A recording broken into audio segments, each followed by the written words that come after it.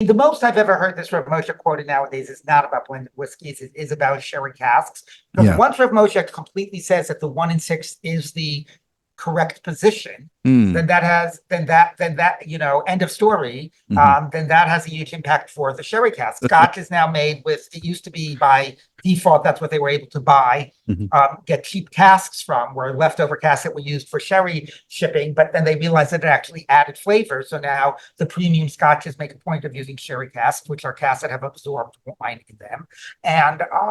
And the question is that a problem? Because then the wine, it goes in the cask and then comes back out of the scotch, put in there specifically to add flavor. So this should be a direct application of Rav Moshe. And it's exactly correct. Rav Moshe would say, okay, it's less than 1 in 6, not a problem. And there are stories I know that. Except it depends how you measure it, and I think this is okay. So the two directions. It's not only is it a machlokas shach and taz, the 1/6 versus 160, but it's also how much do you measure? So I think one of them, it's Kadei Klipa, it's just the surface area, and the other one says it's the volume of the entirety of the wood of the barrel. So right. And so it's a two-way achronic machloket. So there are some who say they're always going to be off limits because you need to incorporate the quantity of all the wood, and some who say it's just the surface, and then it will be permissible. Right. So you've done your research. That's the nutshell version of it. Well done. So the normal intuitive reaction before we get to the point we just made is that if you adopt Rav Moshe following the Taz, and that 1/6 is absolutely the rule, that of course there is no question that there's not 16% wine in your whiskey. Okay, even the ones that use your scotch, even the ones that use the sherry casks. End of story.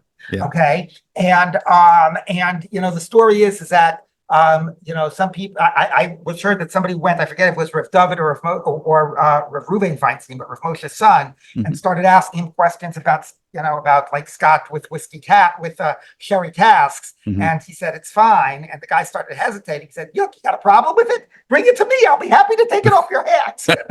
So, but some people have pushed back, have said the argument you said, which is if you actually go ahead and you measure the volume of the thickness of the walls, compared to the volume of contained within the actual cask itself, it is actually more than 1 in 6. And halacha assumes that when a vessel absorbs, it absorbs throughout the entire thickness of its walls. Now, there's two problems with this. One is the halachic point, which is you said that some debate this and say that it's only going to be the thinnest layer at the surface, not the entire thickness of the wall, because no heat is involved. It's all cold absorption.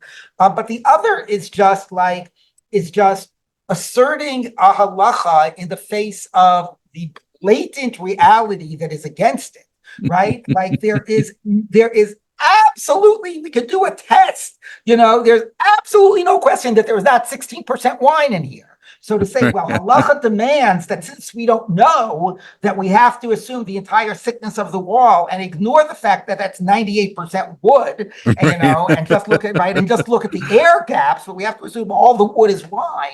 Yeah. It's like, to me, that's just absurd. It's like asserting a halachic fiction in the face of blatant reality that is against that. So, absolutely.